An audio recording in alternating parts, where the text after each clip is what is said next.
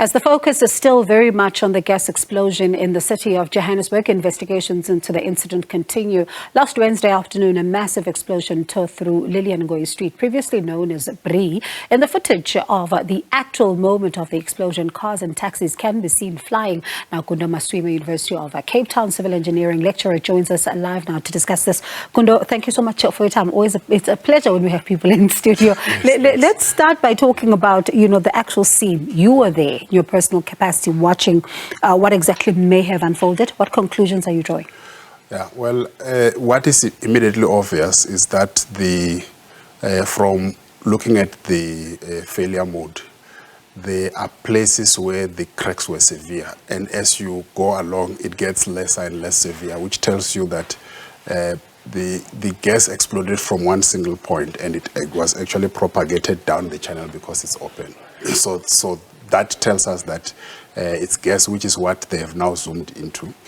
The second thing is that the depth at which the explosion happened is relatively shallow, and by that I mean it seems to be shallower than the depth of the foundations of most of the buildings around, which is a positive thing because the buildings could have been spared because of that. Because when the explosion happens, the horizontal wave of the explosion is what would have gone into the buildings.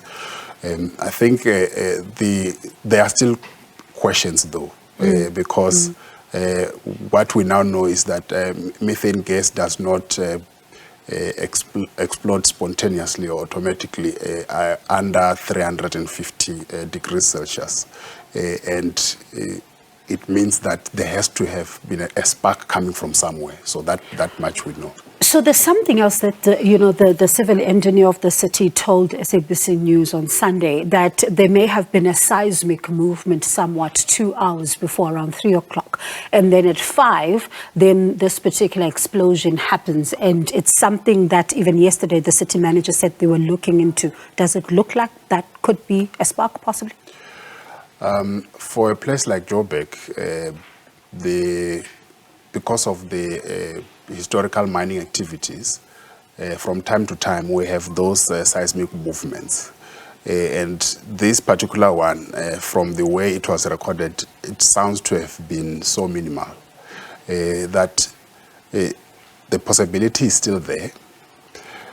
But I think the big question is, inside the channel, what other cables are there? Are there electricity cables there? I'm also looking at the fact that the explosion happened at exactly 5:30, which means it was when electricity was coming back from load shedding. So there could have been a spark coming from the cables that are inside those culverts. Could it suggest cable theft? There has been a history of cables theft inside those tunnels as well. So it might just be that while it was not there. But the full report is yet to come out.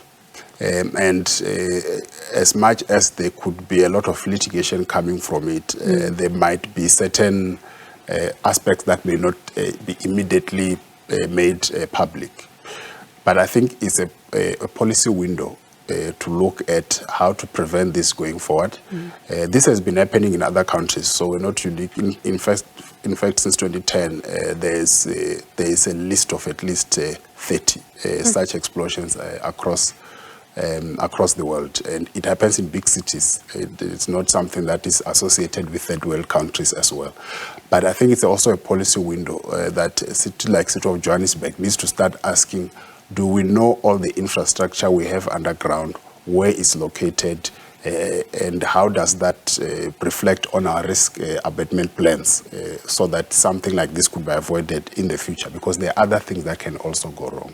Gundo, I wish we had more time, but hopefully we speak about this again in future, because there's quite a lot of questions that arise from what you've just said, because there is still a lot that we'd like to know, even around some of the buildings and the safety. And as you say, their integrity may be okay for now, but what happens in the future? But let me thank you for your time. Thank you for stopping by. That is Gundo Maswime, University of Cape Town civil engineering lecturer.